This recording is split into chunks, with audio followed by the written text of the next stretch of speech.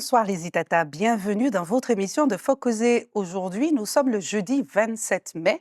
Dans quelques jours, la fête des mères, vous le savez, dimanche 30 mai. Alors écoutez, on va boire, on festoiera, on boira, on célébrera nos mamans et aussi nous serons célébrés en tant que mamans. Pourtant, cette célébration, cette fête aura un petit goût amer pour certaines d'entre nous. En effet, souvent, depuis longtemps, est présentée la femme, la mère parfaite comme étant cette femme qui n'a pas peur, qui veut se sacrifier, toujours disponible, toujours forte, toujours là, toujours présente pour ses enfants, jusqu'à s'oublier soi-même. Pourtant, depuis quelques années, un certain nombre de femmes revendiquent son droit simplement de vivre et d'exister en dehors de son rôle de maman. Vivre, on l'a dit, aimer, voyager, entreprendre, n'est-ce pas? Et ne pas avoir peur de dire non sans culpabiliser. Oui, aujourd'hui, nous allons parler donc de cette limite qui existe, si elle existe, entre amour maternel et effacement de soi. Dans notre émission, vous le savez, on essaye de dire les choses, de parler sans tabou. Donc, nous allons simplement opposer la mère traditionnelle qui va tout faire, zongantais, pour ses enfants, la mère traditionnelle et la mère moderne qui, elle, écoutez, elle refuse de s'oublier complètement. Bonne soirée, merci d'être avec nous et avec nos 4 invités. Bonsoir à vous, mesdames. Bonsoir. Plateau ce soir, une nouvelle fois, exclusivement féminin et on comprend pourquoi. En premier lieu, bonne fête des mères à vous 4 et merci d'être là. Alors, je vais vous présenter, vous êtes, on va commencer par vous, Christine, Madame Christine Berle. Vous êtes donc maman, on le voit, on le verra dans un instant, de 3 enfants, dont 2 jeunes adultes et d'une dernière, une adolescente encore, qui a 16 ans. Et vous, vous avez élevé vos enfants dans quel état d'esprit? Alors, moi, j'ai élevé mes enfants de manière traditionnelle, tout et en même temps moderne, donc les deux. D'accord. Alors pour vous, je le disais en introduction, une mère parfaite, selon la compréhension collective, c'est celle qui se sacrifie, qui va tout faire pour ses enfants. Est-ce que vous, c'est votre vision de Oui, de la maman? oui, à 100%. Vous pouvez un petit peu élaborer, dites-nous, comment est-ce que Alors, vous avez... alors moi, j'ai une expérience peut-être tout autre que celle présente ici. Je n'ai pas, enfin, j'ai connu ma mère, je l'ai perdue à l'âge de 9 ans. Donc, ça a été très, très dur pour moi et mon père, quand il s'est remarié, je n'ai pas connu l'amour d'une mère. Donc, cet amour que je n'ai pas eu, je l'ai reflété, sur mes enfants actuels. Donc, oui, je donne tout, je me sacrifie parce que je me dis que, si je le faisais pas, peut-être que je manquerais à mes obligations. Et mon père, bon, de par l'éducation religieuse que j'ai eue, la femme avait non seulement la place en tant qu'épouse, mais aussi en tant que maman. Heu, je peux dire que oui, je m'oubliais quand je me donnais tout entier à mes enfants, tout entière à mes enfants. D'accord, dans un instant, je vous sens très émue Oui, ce sera très, très dur, de parler de vous ou de parler de l'amour que vous donnez à vos enfants. les 2. Et ce qui vous a manqué avec l'absence de votre maman. Alors on reviendra vers vous, Christine, dans un instant. Merci de partager votre intimité avec nous. Nous avons Krishna, nouvelle maman qui vous avez un bébé d'1 an et demi, on peut dire. 1 an et 1 an et demi. demi, c'est encore un bébé, hein. C'est un tout petit bébé. On voudrait même, je vous rassure, même quand ils ont 20 ans, Ce sera mon bébé. ce sera encore le bébé. Très bien. Alors vous, comment est-ce que, en écoutant ce que vient de dire Christine à vos côtés, vous vous positionnez comment en tant que maman, nouvellement maman, traditionnelle ou plutôt la maman moderne qui voudra sortir, vivre sa vie, pourquoi pas laisser l'enfant de temps en temps pour les grands-parents ou un tonton, une tati, enfin voilà. Quel type de maman Alors, êtes-vous? je Selon me considère comme une maman moderne. Je vais tout donner pour ma fille, je vais tout faire, je vais faire tout ce qu'il y a à faire sans m'oublier. C'est-à-dire, confier ma fille à des personnes de confiance comme ma maman ou sa marraine, son papa. Pour prendre du temps pour moi, je veux travailler sur ça. Alors, Parce que mhm. comme quand on devient nouvelle maman, on a tendance à s'oublier et je ne veux pas m'oublier. Donc je veux continuer, à faire mes activités, à prendre soin de moi, tout en restant une maman très attentionnée et responsable et puis, très présente pour ma fille. Alors on disait, souvent, hein, il y a un temps que c'est tout un village qui éduquait, un enfant et quand vous dites, je suis moderne, mais en même temps je n'ai pas peur de confier mon enfant à quelqu'un, qui saura prendre soin de lui et cetera, mais ça s'est toujours fait, n'est-ce pas? Je me tourne vers vous, madame Isabelle de Grandmaison, vous êtes sophrologue, Oui, et vous venez aussi donc à titre professionnel, mais à titre personnel en tant que oui, maman et mamie. je suis aussi une maman et une grand-mère, oui. C'est ça. Alors, Krishna nous disait: «Je peux confier mon enfant». Est-ce qu'aujourd'hui, encore, ça il n'y a pas de cassure? Parce que du temps de nos parents, de nos grands-parents, on sait que les enfants allaient souvent chez les tatis, chez les marraines, chez les et cetera? Il y a une cassure. Il y a une cassure parce que le monde est différent. Le monde est différent. Effectivement, traditionnellement, dans notre histoire, il faut tout un village pour élever un enfant et tout un village élevait un enfant. Comme chez les animaux, tout un troupeau élève un enfant. Mais dans le monde où on vit aujourd'hui, le monde où on vit est devenu beaucoup plus difficile, beaucoup plus individualiste. Mmh. Les grands-mères, moi je suis une grand-mère, mais je travaille. Donc déjà, voilà, il faut composer avec les plannings, il faut composer avec les obligations des uns et des autres. Et puis, il faut composer aussi avec les envies des unes et des autres. Parce qu'effectivement, aujourd'hui, les femmes, pas seulement les mamans, d'une manière générale, les femmes ont envie de ne pas s'oublier, ont des activités diverses et multiples, reprennent des activités, reprennent des études, entreprennent tard, etc. Et donc, même en tant que maman, on peut avoir du mal à trouver autour de soi la ressource, en fait, pour confier son enfant, soit parce que la vie fait qu'il n'y a personne, soit parce que les gens qui sont là, ils ont autre chose à faire, en fait. Alors justement, vous êtes, sophrologue, on l'a Mhm. dit. Dans votre activité professionnelle, il vous arrive souvent d'avoir des mamans débordées, stressées, qui viennent vers vous, qui ont besoin de ce temps Euh, pour elles-mêmes? Ma J'ai envie de dire que ma cliente principale est une femme qui porte tout. C'est celle-là. C'est celle-là que je vois tous les jours en cabinet, celle qui porte tout, qui porte la famille, qui porte le travail, qui est le système nerveux de toute sa famille, de tout son entourage et qui est dans toutes les confréries de l'Église et qui est dans toutes les associations et qui en fait, qui est le centre de tout un monde. C'est celle-là que je vois. Et comment vous les aidez, madame de Grandmaison? Je les aide à ne pas s'oublier, à se remettre au centre du projet. Parce que ma croyance à moi, c'est que la meilleure maman, ce qui est pour moi une bonne maman, c'est une maman heureuse. C'est une maman heureuse, c'est une maman équilibrée. Les enfants ont besoin de voir leur maman heureuse, de voir leur maman équilibrée, pour eux-mêmes s'autoriser à être heureux et équilibrés, pour eux-mêmes apprendre ce que c'est que d'être heureux, ce que c'est que d'être épanoui, ce que c'est que de faire sa vie. Mmh. Ce qu'on fait, nous, de génération en génération, c'est apprendre à nos enfants que les mamans se sacrifient. Quand vous élevez des filles qui vous voient vous sacrifier, Elles vont elles vont reproduire, reproduire le c'est ça. schéma, elles vont se sacrifier. Or, le sens de la vie, à mon sens, c'est d'élever des enfants qui, eux, seront des personnes autonomes, qui, eux, seront des adultes autonomes, qui seront des gens libres. Mmh. Et toutes les mamans, y compris les mamans traditionnelles, ont envie d'avoir des adultes autonomes et des gens libres et se dire, voilà, j'ai fait le job. Mais ce qu'on oublie, c'est que nos enfants n'écoutent pas ce qu'on leur dit. Ils nous regardent et ils apprennent en nous regardant. On est des modèles. Donc, on a beau raconter à nos filles, je veux que tu sois libre, je veux que tu fasses ta vie, je veux que tu fasses une carrière, je veux que.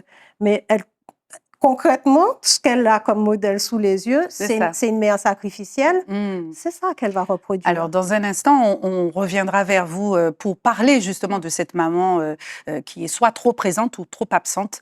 On en discute dans un instant, n'est-ce pas? Je me tourne, merci Madame de Grandmaison, vers vous, Gladys Héloïse. Merci d'être là. Vous êtes maman et chef d'entreprise. Et l'entreprise, c'est Less for Less, c'est ça, Less for Less. connu sur les réseaux. Et c'est d'ailleurs par une vidéo que vous avez faite que je vous ai contacté pour cette émission, en préparation de cette émission, où vous disiez « Je suis maman, mais je suis aussi chef d'entreprise, etc. » Et vous continuiez sur le regard de l'autre sur votre activité professionnelle. Est-ce que une bonne mère, pour vous, c'est celle qui se sacrifie ou c'est plutôt celle qui dit je fonce » Je ne sais pas si on le dit, en fait, qu'on va faire ci ou ça, mais il y a forcément des moments où on doit se sacrifier ou sacrifier certaines choses qu'on aimerait faire, finalement. D'accord. Dans mon point de vue entrepreneurial, je suis obligée souvent de sacrifier mon activité pour mes enfants et vice-versa. Sacrifier des moments avec mes enfants pour mon activité et dans l'autre sens, sacrifier la croissance de mon entreprise pour ma famille. Oui, alors comment vous arrivez justement à gérer cette pression entrepreneuriale qui est concrète, qui existe? Il faut que vous soyez performante. Comme on dit chez nous, c'est ça au fait, c'est ça au cas ouais, n'est-ce pas, en tant que chef d'entreprise. Donc cette pression-là d'être performante, de générer du chiffre et aussi d'être à la fois une mère présente, active. C'est pas évident. Il faut déjà être consciente que les deux ne pourront pas, on ne pourra pas exceller dans les deux finalement. Donc il faut être OK de te dire, OK, bon ben là, cette semaine, je pourrais donner 70% à la famille, 30% au travail. La semaine prochaine, je serai 80% au travail, 20% à la famille. Donc c'est vrai qu'il faut être entouré. Moi, j'ai la chance d'être assez entourée quand même. La famille? Oui, par la famille, oui, la famille, mon compagnon. D'accord. J'ai la chance d'être entourée tout de même, mais c'est pas tout le temps évident. Comme on disait, maintenant les grands-mères travaillent. J'ai eu mes enfants très tôt, donc les grands-mères ne sont pas forcément en retraite déjà. Elles ont plus de randonnées, plus de sorties que moi. Donc c'est pas toujours évident de trouver quelqu'un, hein, mais on essaie de s'organiser en fait. L'organisation est vraiment au centre de la gestion de tout ça, sans quoi... Mais il faut être surtout OK avec le fait que parfois on pourra et parfois on ne pourra pas. Alors, par sacrifice, Christine, on parle de s'oublier soi-même et donc d'oublier ses rêves, d'oublier des ambitions, des projets qu'on avait pour privilégier et donner la priorité à ses enfants. Est-ce que vous vous reconnaissez dans cette définition? Oui, oui, oui, tout à fait. Alors, j'écoutais Madame Héloïse, qui est chef d'entreprise. Et moi, j'ai pas eu cette chance d'avoir de la famille pour m'aider, pour m'épauler dans l'éducation de mes enfants, puisque je me suis séparée de mon compagnon, la dernière avait 2 ans et demi. Ah oui. Donc je suis rentrée sur les Antilles avec ma dernière qui avait 2 ans.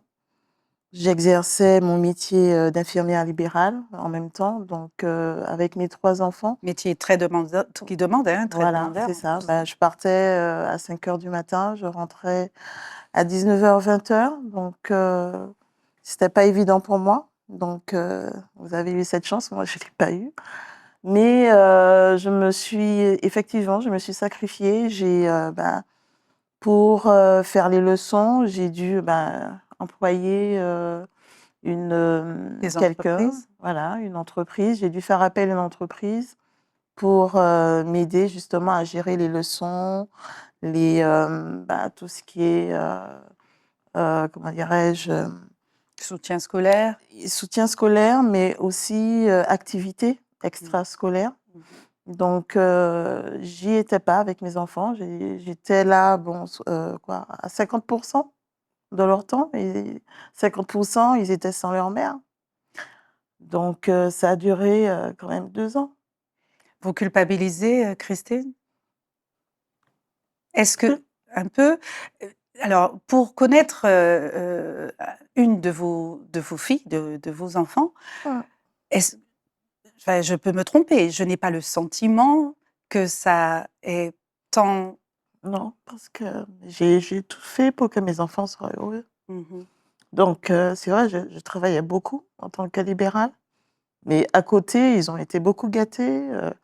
C'est vrai qu'ils ont eu quand même pas mal de choses, pas mal d'activités Mhm. que j'ai pu leur payer. Et au bout de 2 ans, quand au niveau de ma santé, ça commençait un peu à se décliner, donc j'ai dû appeler le papa en rescousse. Et c'est de là où il a repris mes enfants sous son égide. Donc ils étaient à 8 000 kilomètres quand même de Ah moi. oui, donc vous avez Mmh. connu la séparation aussi Ouais. de vos enfants. Et heureusement qu'il y a WhatsApp, donc j'étais souvent avec eux en vidéo. Et voilà quoi. Mmh. Madame de Grandmaison, quand on écoute le témoignage très poignant de Christine Berle ici, qui a vécu la séparation, qui Mmh. a dû faire face seule et qui culpabilise parce qu'elle devait travailler, comment est-ce que vous, quel message pourriez-vous transmettre à Christine et à toutes les Christines qui nous À regardent toutes là? les Christine qui nous regardent, en fait, Christine, elle a fait le job. Elle a fait le job. Elle n'était pas présente, mais elle n'était pas présente parce qu'elle a pallié au reste. C'est pas, elle n'a pas laissé ses enfants, Elle ne les a pas elle ne les abandonnés. a pas abandonnés. Elle a fait le job, elle a fait ce qu'il y avait de mieux pour ses enfants à ce moment-là. C'est-à-dire que c'est le fruit de son travail qui a permis qu'elle puisse payer Absolument. les entreprises qui ont aidé, qui ont mené aux activités. C'est vrai qu'en tant que maman, on a on a ce rêve absolu que de la même manière qu'on surveille les premiers pas de l'enfant, on a envie de voir le premier salto à la danse, on a envie de voir le premier but au football, on a envie d'être dans les tribunes, etc. Mais la vie est ce qu'elle est. Et c'est l'argent du travail de Christine, de ces journées longues, qui a permis que ces enfants puissent aussi s'épanouir dans ces activités. Donc, en vrai, elle, elle a fait le job. Elle a cette meurtrissure de ne pas être là, mais la culpabilité, c'est culpabiliser de quoi, en fait? Parce qu'elle aurait été là, elle n'aurait pas travaillé, il serait pas allé en activité non plus. Donc, en vérité, il n'y a pas de culpabilité là. Mais juste, on a tous dans nos têtes une mère idéale. On a tous, on formate l'idée d'une mère idéale. C'est quoi pour moi une mère idéale? Et on va, de toutes nos forces, vouloir tendre vers cette image de la mère idéale. Mais c'est une image. C'est une image et la vie ne nous donne pas forcément l'opportunité d'être ce genre de femme. Et quand on regarde autour de nous, quand on regarde dans la vraie vie, nommer la mère idéale qui ressemble à celle de vos rêves, il n'y en a pas. Il n'y en a pas. Et il faut aussi avoir ce recul sur, OK, voilà le genre de mère que j'aurais aimé être. Peut-être parce que c'est le genre de mère qui m'a manqué pour X raisons. Soit parce que celle que j'avais ne faisait pas le job ou parce que j'avais, peu importe, j'aurais aimé être le genre de mère que j'aurais voulu avoir. Mais est-ce que cette mère-là existe? Est-ce que cette mère-là est possible dans la vraie vie? C'est ça la question. Elle parlait de culpabilité. Enfin, moi, je pense que là où j'aurais pu ressentir de la culpabilité, d'ailleurs, c'est parfois le cas, et je pense que tu vas peut-être partager ce que je vais dire, c'est le fait que les enfants, ils grandissent et on va dire, ils auront 3 ans et 6 mois une seule fois. Ils auront 7 ans et 3 mois une seule fois. Et le temps qu'on n'a pas passé avec eux, je pense que c'est de ça qu'on pourrait culpabiliser, Ça ne se en rattrape fait. pas. Voilà, c'est ça. Parce que là, quand je vois, j'ai une fille de 3 ans, enfin presque 3 ans, quand je vois des choses qu'elle fait, je suis juste là à la regarder et me dire, mais elle va pas refaire ça dans 3 ans. Elle sera à un autre niveau. Donc les moments, en fait, que je perds à chaque fois, je vais pas les retrouver. Donc je pense que la culpabilité peut un petit peu venir de ces choses-là. Parce que ça, personne ne peut nous le donner finalement ou le remplacer. Même, enfin, les moyens que nous permettront d'avoir le travail, choses comme ça. C'est des moments, c'est du temps, en fait, qu'on aura sacrifié, Vous finalement. avez le sentiment, Christine, Madame Héloïse, et vous, en tant que maman, vous, mesdames, d'être jugées durement? Est-ce que le regard de l'autre ne pèse pas justement sur soi par rapport aux activités professionnelles? On se dit, ou est-ce que c'est vraiment dans le relationnel que vous avez avec l'enfant? Parce qu'on a l'impression que les gens sont, je précise ma question, que les gens sont moins durs avec un père qui n'est pas présent pour ses enfants qu'une maman. J'ai raison ou... Oui, non, non, vous avez raison. Mais moi, je me focalise pas, je reste pas sur le regard des autres. Mhm, Donc, c'est vrai, j'ai eu beaucoup de retours sur, en tant que mère, comment je fais pour rester sans mes enfants. mhm. Mais je savais ce que je faisais. J'avais confiance aussi au père. Donc, voilà. Et comme je suis restée en bon terme avec le père, donc il y avait toujours cette relation, ce lien. Et même si j'étais à 8000 kilomètres, mais j'étais toujours présente quand il y avait un problème, le père m'appelait. Donc après, les gens, ils aiment juger sur ce qu'ils voient, mais ils connaissent pas la vie, le passé C'est ça. des gens. Mhm. Et c'est vraiment dommage. Mais je me suis toujours résiliée au regard des autres. J'ai jamais, comment dirais-je, j'ai jamais accepté le jugement des autres. Je laissais parler, ça glissait sur mon dos parce que je savais ce que je faisais C'est ça. et je savais ce que j'étais capable de faire pour mes enfants. Donc voilà. Pourquoi la culpabilité maternelle est encore aujourd'hui aussi forte?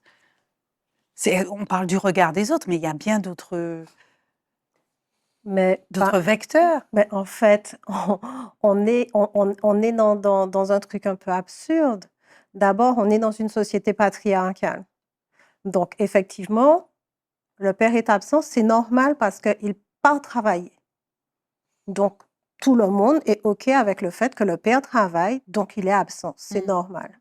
Sauf que cette même société patriarcale a demandé aux femmes de travailler, de venir mettre un salaire supplémentaire dans la maison, sans jamais repenser le rôle de la mère. C'est-à-dire que tu restes une mère à part entière et une mère H24. Mais il faut quand même que tu ailles travailler. Et on te demande, encore une fois, et je reviens sur l'expression performante, on te demande d'être performante à la maison, au Au travail, travail, c'est ça. et partout où tu te trouves. Or, nous sommes des êtres humains. Nous sommes des êtres humains et cette image, ce truc fantasmé de la femme qui serait une merveilleuse mère et du coup qui donne tout à ses enfants, mais qui en même temps peut donner tout au travail. Forcément, entre les deux, elle n'existe pas. Elle n'existe pas en tant que femme, elle n'existe pas en tant que personne, et elle va faire quelque chose mal. Forcément, il y a quelque chose où elle ne sera pas performante. C'est de l'humanité. C'est ça. Vous vous reconnaissez dans tout ce que nous disons là, Alors, vous, oui, en tant que oui. jeune maman? Alors, je suis jeune maman, justement, et j'ai eu à passer par cette étape-là. C'est-à-dire que je m'occupais de mon bébé, congé maternité, tout va bien. Sauf qu'il a fallu reprendre le travail. Donc, il a fallu que je gère mon travail, que je gère la maison et que je sois aussi une bonne maman, aussi présente que possible. Et bien, à un moment, je me suis sentie très acculée. Très acculée. Et c'est là que j'ai compris, en fait, si je ne prends pas soin de moi, je ne pourrais pas prendre soin de mon bébé. Donc, une fois de temps en temps, j'essaye, en tout cas, même si c'est difficile, de prendre un petit moment pour moi, de prendre un petit moment avec mes copines, d'aller boire quelque chose, d'évacuer, parce que si j'évacue pas, je vais craquer. Est-ce qu'une femme aujourd'hui, selon vous, mesdames, a le droit de dire justement ce que vous venez, j'ai besoin d'air, j'ai besoin de respirer sans être taxée d'égoïste? C'est un être humain. C'est un être humain. C'est Par compliqué. définition, C'est compliqué. Pourquoi c'est par compliqué? définition, elle a besoin d'elle. Elle a besoin c'est ça, mais pourquoi c'est compliqué pour C'est vous? compliqué parce que j'ai l'impression que la personne que j'ai en face de moi va me dire mais pourquoi tu as besoin d'elle? Tu dois gérer en fait. Tu assumes, tu as fait ton bébé, tu es tu maman, assumes. tu es Voilà. maman, tu as voulu être maman, assume ton bébé en fait. Comme une pression. Oui, pas une pression, mais un petit jugement. Donc oui. Donc il y a certaines personnes qui seront dans la compréhension, qui disent oui, effectivement, elle est fatiguée, il faut qu'elle se repose, il faut qu'elle souffle. Et il y a d'autres en fait qui vont être dans le jugement pour dire mais tu as demandé d'être maman, il faut assumer tout ce qu'il y a derrière. Mmh. Voilà, donc c'est la sensation que j'ai. Mais On j'ai revient à ce regard. vécu cette Mhm. étape-là, en fait, où il a fallu tout gérer et je me suis sentie vite acculée, en fait. Clairement. C'est ça. Christine, ça vous est déjà arrivé de vouloir lever le pied et de vous payer un voyage seule? Madame Héloïse, dites-moi, vous retrouvez seule, passer un week-end à Je pense que c'est l'hôtel? vraiment nécessaire. Hein. C'est nécessaire. Il faut des coupures. Hein. Ça peut être des heures, ça peut être des jours si c'est possible, mais c'est nécessaire parce que la charge mentale d'une maman, on a beau aimer ses enfants beaucoup, vraiment beaucoup, mais si on n'arrive pas à faire redescendre la pression, faire redescendre sa jauge pour être pleinement disponible à Mhm. recevoir ce que l'enfant demande, ben, on peut réagir de façon disproportionnée pour des petites choses. Vous voyez, donc si on ne prend pas le temps de se calmer, nous, donc de prendre des coupures, voilà, d'être plus disponible pour les enfants, on peut vite craquer. Donc oui, il faut ce temps C'est vrai? pour nous. La soupape? Qu'est-ce que vous en C'est pensez? ça. Christine? Alors, j'ai envie de dire que, en fait, je ne me retrouve pas dans tout ce qui se dit. Parce que c'est vrai que moi, j'ai eu un métier quand même assez particulier, le libéral, et je travaillais seule, je suis dans un cabinet. En tant qu'infirmière, on a des responsabilités. Donc, j'ai commencé à lever un pied quand j'ai eu un signal d'alerte sur ma santé. Mmh. Voilà. Donc, je me suis octroyé quelques moments avec mes enfants où j'étais obligée de partir. Mais sur une semaine, quand on travaille, par exemple, 6 mois d'affilée et qu'on s'octroie juste une petite semaine, 10 jours avec nos enfants, je me demande si c'est suffisant. Je me demande si c'est suffisant. Donc, c'est vrai que, bon, l'éducation que j'ai eue de par mon père, qui était plutôt un macho, si j'ai envie de dire comme ça, puisque pour lui, la place de la femme, c'était À la cuisine? maison. C'était à la À la maison maison, ouais. et l'éducation des enfants. Donc, j'ai eu en fait En fait, je m'oubliais. Pour moi, les normal. activités, c'était pas pour moi. Pour moi, c'était la femme à la maison, le travail et l'éducation. Où est la notion de plaisir? La notion de liberté? Mais le plaisir pour moi, c'était de voir mes enfants heureux. Heureux. Pas me voir heureuse moi, mais de voir mes enfants heureux. Et la vie, j'ai appris à vivre de moi-même. Par rapport, j'ai vécu pas mal de choses quand j'ai perdu ma mère et mon père s'est remarié, donc j'ai eu une belle-mère et je pense que la relation belle-fille et belle-mère, c'est compliqué. Donc voilà, j'ai dû apprendre à vivre de moi-même quand je suis partie à l'Hexagone. Et ce que j'ai vécu, j'avais pas envie que mes enfants vivent ce que j'ai vécu. Voilà. Wow. Pour rebondir sur ce qu'elle disait, je crois que la femme, on a plusieurs casquettes, en fin de compte. On est maman, mais on est aussi femme. Je pense qu'on est amie, je pense qu'on est fille. On a vraiment plein de rôles et plein de casquettes. Et je crois qu'il faut vraiment prendre le temps de mettre chacune de ces casquettes. En mettre une seule trop longtemps, je pense qu'il y aura forcément un manque quelque part ou voilà, on ne sera pas complète finalement. Donc, je crois que c'est important de vivre sa vie de maman, sa vie de femme, sa vie d'amie, sa vie de fille, sa vie Est-ce sa que vie c'est Mais professionnelle. est-ce que c'est possible de compartimenter, comme vous dites? Est-ce qu'on peut ouvrir le tiroir, je suis la copine, on referme, je suis la sœur, on referme, la maman, c'est possible ou pas? Comme ce qu'elle faut dit, trouver un équilibre. C'est comme ça, qu'elle disait voilà, tout à l'heure, l'équilibre. l'équilibre, il ne sera pas toujours le même. Mhm. En fonction des journées, en fonction des semaines, en fonction des moments. Il y a des moments où la vie va nous demander, va nous demander plus d'un côté ou de l'autre. On a une Absolument. entreprise qui démarre, eh ben, on sera plus chef d'entreprise que maman ou amie. Il Mais y a des saisons. il y a des saisons, et puis Mhm. même dans une même semaine, Mhm. tu vois, dans une même semaine ou d'une semaine sur l'autre, eh ben, cette semaine, c'est la casquette d'amis qui est la plus utilisée parce qu'à ce moment-là, ben, ça répond à un besoin qu'on a ou à un besoin de son cercle amical, peu importe. Et puis la casquette de maman, et puis la casquette de fille, et des fois, oui, et il faut jongler. Et une Absolument. bonne partie de la charge mentale des femmes vient de il faut jongler et il faut placer le curseur en permanence, il faut déplacer le curseur pour savoir, OK, là je suis qui, là je suis quoi, et en bougeant mon curseur, à quel moment je m'oublie pas, à quel moment il y a du temps pour moi, il y a de l'espace pour moi. Pour revenir sur ce que Krishna disait tout à l'heure, c'est vraiment important de comprendre une chose. Quand je dis tout le temps nous sommes des êtres humains, c'est parce que nous sommes des êtres humains. Et en fait, on est porté par une biologie. Une femme lambda prend environ 400 micro-décisions par jour. C'est la charge d'un système nerveux. Une jeune maman prend plus de 1000 micro-décisions par jour. C'est la charge que doit supporter son système nerveux. Juste parce qu'elle est devenue une maman. Indépendamment du fait que de ce qui pourrait se passer autour, rien que elle doit se poser des questions qu'elle ne se posait pas auparavant. Est-ce qu'il a bu? Est-ce qu'il a mal? Est-ce que c'est l'heure? Est-ce que je peux aller faire la lessive parce que sinon il va se réveiller? Et en fait, c'est la charge mentale que supporte un système nerveux c'est de la biologie. Mhm. Donc, oui, c'est fait pour ça, puisque la nature est ainsi faite. Mais dans le monde actuel, cette charge qui est normalement, naturellement supportée, prévue par la nature, doit aussi s'accommoder de tout le reste. Et donc, forcément, à un moment, cette femme-là, elle a besoin de respirer. Mais oui. On peut se tourner en zombie, Alors, elle aura besoin de respirer. mais professionnellement, on peut donc être ambitieuse sans être taxée d'égoïste. L'égoïsme, c'est quoi? Mhm.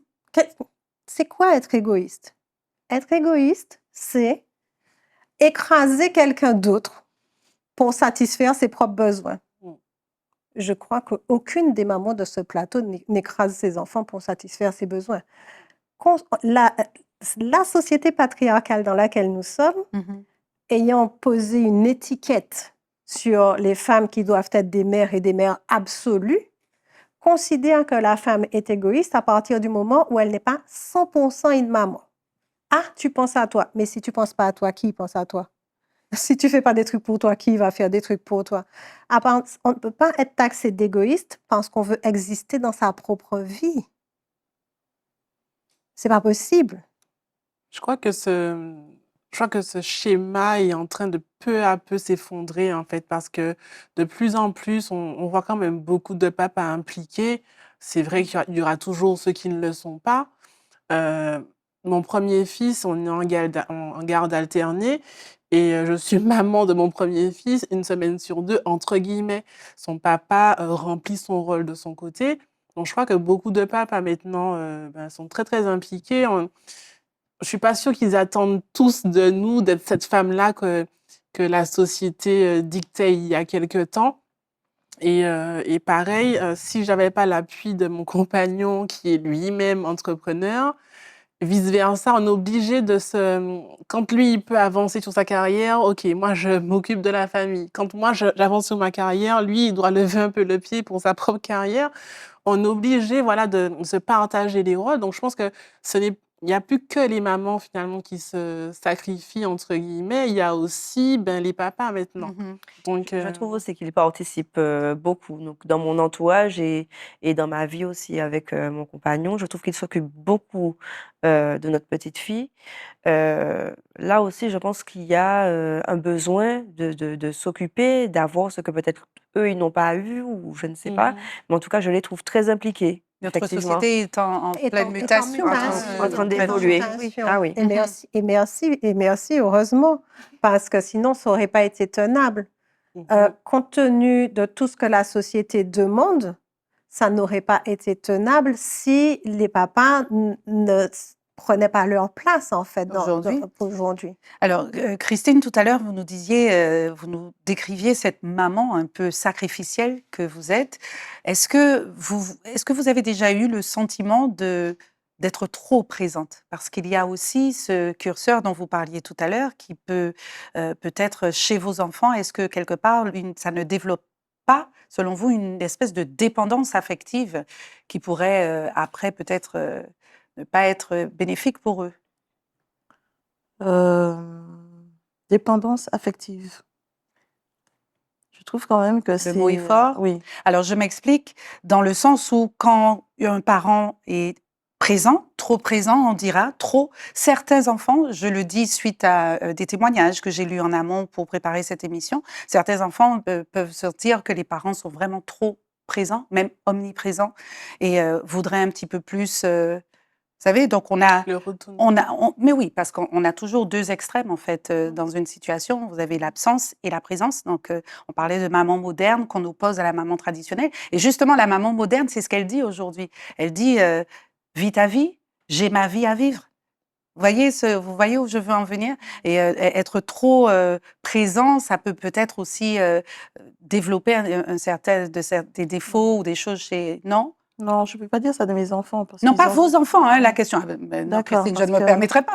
Je parle de... Parce que dépendance, non, je pense pas, puisque mes enfants, pendant quand même une dizaine d'années, ils ont vécu la maman qui était là pendant 10-15 jours dans le mois, qui s'absentait 4-5 mois à travailler, qui revenait. Mhm. Donc, je peux pas parler de dépendance affective pour ce qui me concerne. Est-ce que ma question fait sens pour vous Oui.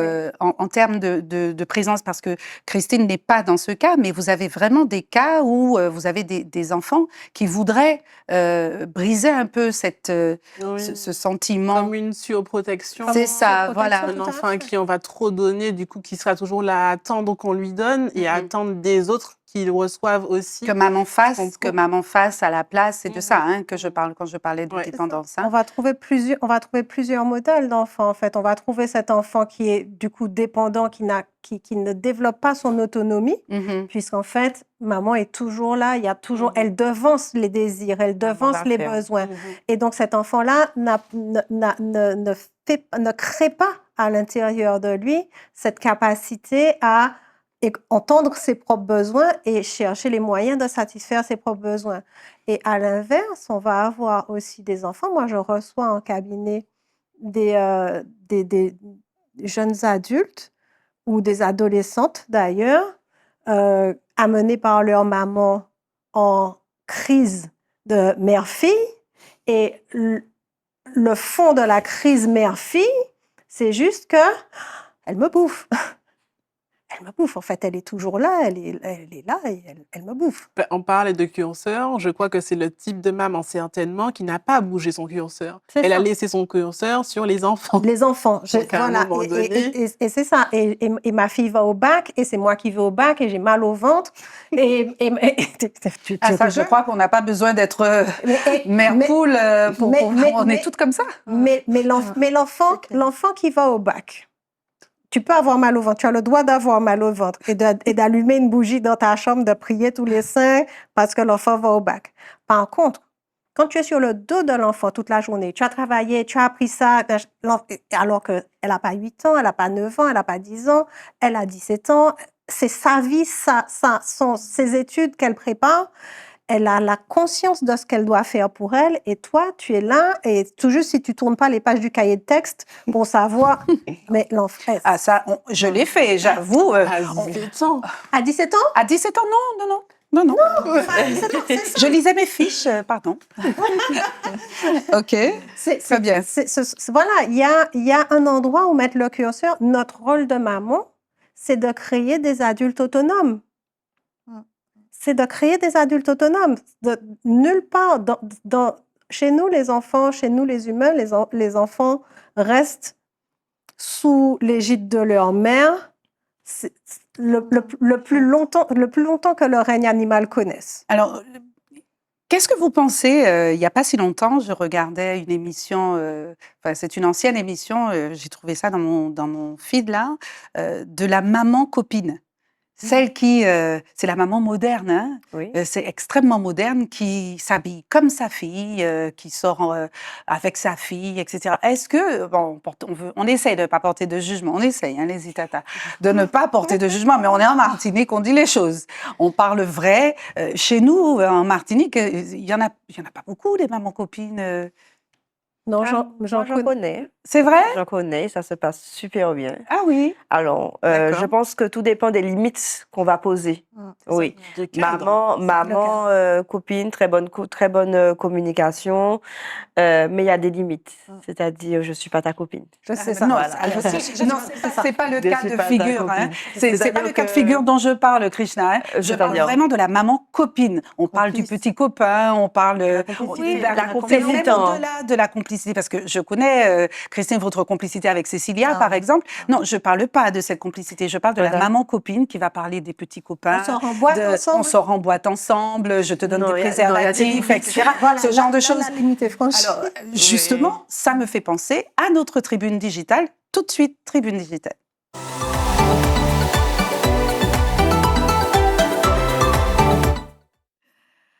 Alors, la tribune digitale, elle est en fait deux questions. J'essaye de retrouver la première, mais elle tournait autour du point que je viens de faire, c'est-à-dire je suis copine avec ma fille, je sors avec ma fille, je n'en vois pas le problème, je suis une maman moderne et j'en suis fière. Moderne. Oui. Du coup, là, je sais pas si... Parce que je pense qu'il faut un cadre, en fait, dans la relation mère-fille ou même voilà, quand on a des enfants, il faut un cadre. Et si ce cadre, finalement, n'est plus celui d'une mère et de sa fille, est-ce qu'on est vraiment dans notre rôle? Et donc, copine, je sais pas si c'est... Le terme. Ouais, Ouais. c'est ça. À mon avis, c'est essayer de pallier à quelque chose qu'on n'a pas eu, qu'on essaie de rechercher. Enfin, à mon avis, c'est un peu... C'est touchy. Oui. C'est touchy. Deuxième question, hein, qui fait suite à la première de cette tribune digitale. Vous avez été très volubile. Pourquoi européaniser notre société? La place de la femme restera toujours dans le foyer. C'est ce que vous disiez, Christine, tout à l'heure.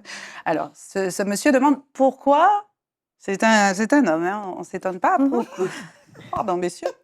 Pourquoi est-ce qu'on veut européaniser la femme chez nous, en Martinique? Est-ce que vouloir qu'une femme investisse, soit chef d'entreprise, maman aux côtés qui de ses enfants bec et ongles, ongles en tête, est-ce que c'est européanisé si de temps en temps on veut lever le pied? Non, ça n'a pas de, il n'y a pas de référence géographique en réalité. C'est pas européanisé.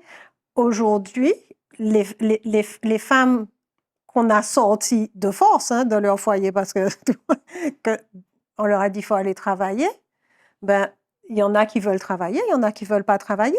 Ce monsieur, si sa femme ne veut pas travailler, qu'elle veut rester au foyer, et que lui, il peut amener les 10 000 € dont son foyer a besoin pour fonctionner. Disons que 10 000 €, ouf, c'est pas mal déjà. Sa femme bosse pas, ses enfants vont à l'école et à un moment donné, ils vont faire des études. Il ne faut pas qu'il ait besoin d'un deuxième salaire à un moment donné. Mhm. Il faut qu'il puisse amener tout ce dont le foyer a besoin, y compris partir en vacances quand les billets augmentent, y compris tout. Et peut-être que sa femme, elle ne demande pas mieux que de rester chez elle, s'occuper de sa maison et de ses enfants. Madame Héloïse, qu'est-ce que vous en pensez? Non, je me disais que d'ailleurs, si je ne me trompe pas, avant les 30 Glorieuses, les femmes ne travaillaient pas. Elles étaient au foyer, elles étaient à la maison. C'est les hommes qui allaient travailler, qui ramenaient l'argent. Ça se passait en Europe, on est d'accord. Donc, ça avait toujours été comme ça. Et quand on a eu justement ce boom économique et tout ça, les femmes ont peu à peu commencé à travailler, etc. Ça faisait effectivement 2 salaires, etc. Et les choses ont commencé à bouger. Très sincèrement, si mon mari me dit, ben, chérie, ne travaille pas, occupe-toi des enfants, etc., il n'y a pas de problème. C'est vrai? Franchement, ce serait avec plaisir parce que je me rends compte finalement que faire la lessive, faire le ménage, faire le repas, penser à chaque repas. Il y a 3 repas par jour. Petit déjeuner, souper. Tout ça, ça meuble une journée. Hein. C'est un job à plein temps. Totalement. C'est un Mais job. totalement. Aller chercher les enfants. Donc, déposer les enfants, aller les chercher, on perd déjà 45 minutes. Enfin, c'est vraiment, ça meuble une journée, vraiment.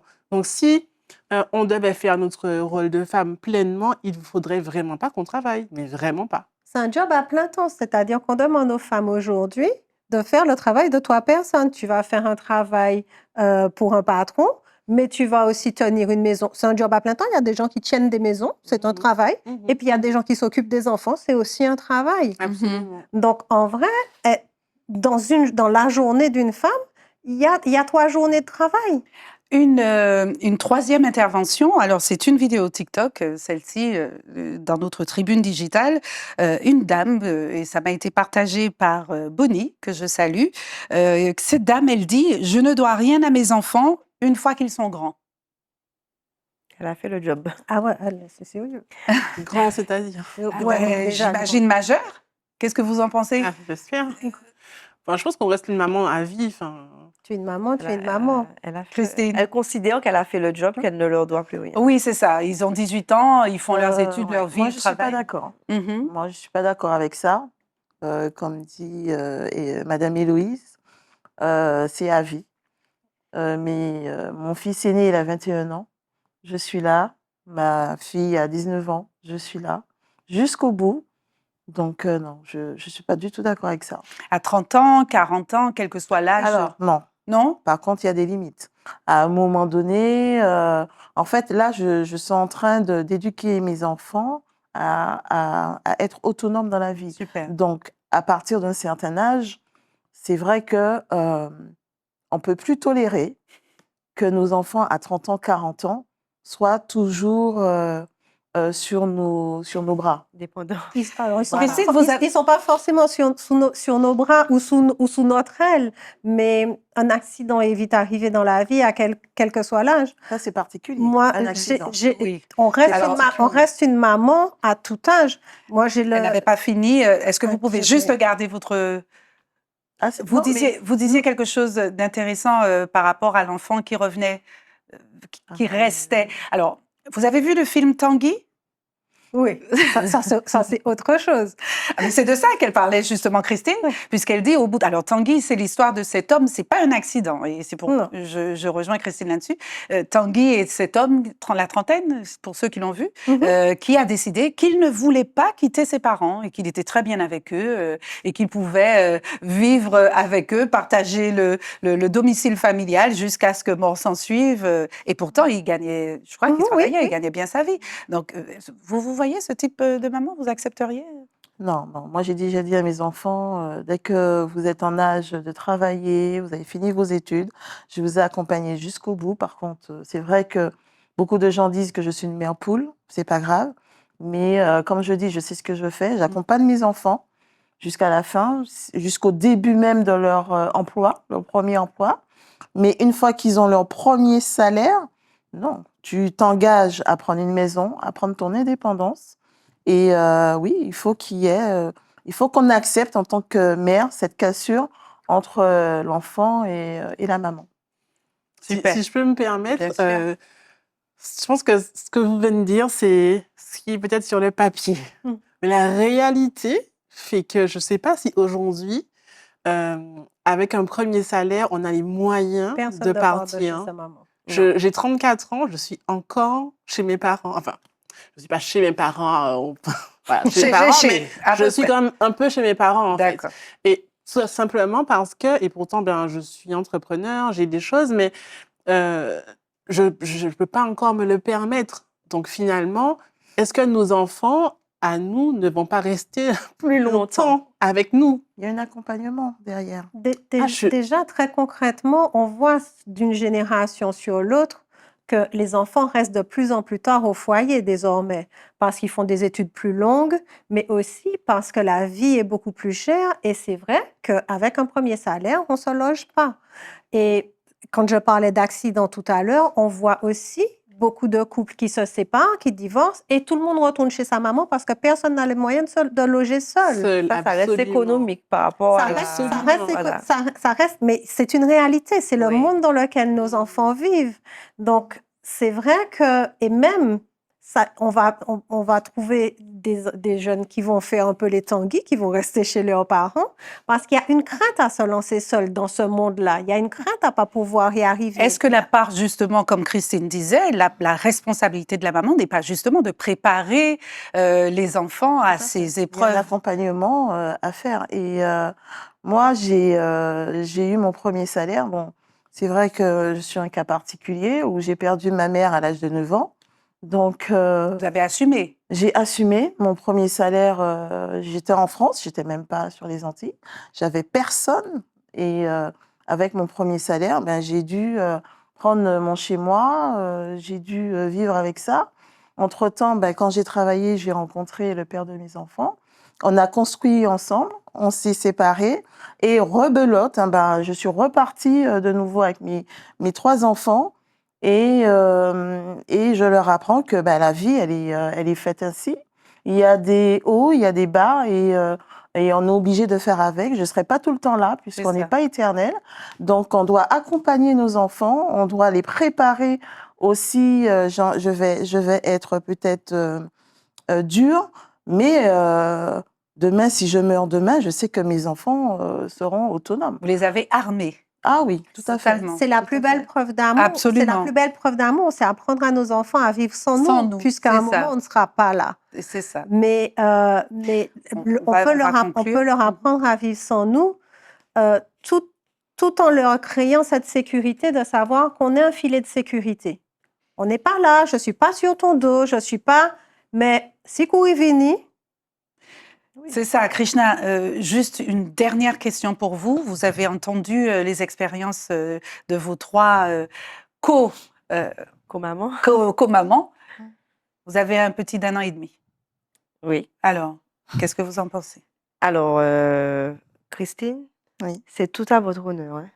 L'éducation que vous avez donnée à vos enfants, vos sacrifices. Je vois un petit peu ma mère en vous, d'ailleurs. Et Faut faire court. j'ai envie, en fait, de prendre toutes vos expériences et puis d'être la meilleure que possible, en fait. Super. De me donner autant que je peux, en tout Mesdames, cas. fête des mères dans 3 jours. Qu'avez-vous à dire à nos itata mamans qui nous regardent? Ou pourquoi pas votre maman? Trouver l'équilibre, ne vous oubliez pas. Je crois que c'est le mot là. C'est exactement ça. C'est exactement ça. Christine? Ben, moi, je trouve mon équilibre parce que mes enfants ont grandi. Je suis fière d'eux. J'ai envie de dire ça. Soyez fiers de vos enfants et surtout, soyez fiers de vos entrailles. Voilà. Et je vous dis, chers itata, vous ne la connaissez pas, Christine, comme je la connais, c'est une maman exemplaire, vraiment. Et je suis entièrement d'accord avec Krishna et ce qu'elle a dit de vous. Krishna, vous avez donné votre conclusion déjà? Oui. Merci. On va terminer avec vous, donc, courtement, si possible. ouais, eh ben, soyez fiers de vous. Quelle que soit la maman que vous êtes, soyez fiers de vous, en fait. Et faites en sorte que vos enfants aussi puissent reconnaître en vous le genre de mère qu'ils ont envie d'avoir. Super, ça c'est une belle conclusion. On l'a compris, être mère, ce n'est pas choisir entre soi et ses enfants, c'est être, on a dit le mot-clé d'aujourd'hui, équilibré. C'est ça, Voilà. Madame Héloïse? Absolument. Bonne soirée à vous 4, mesdames. Merci pour ces Merci. larmes, Merci, Christine. à Je crois qu'on est bientôt. plusieurs. Certainement, même moi, quand je regarderai l'émission, j'en pleurerai. Bonne soirée, à bientôt.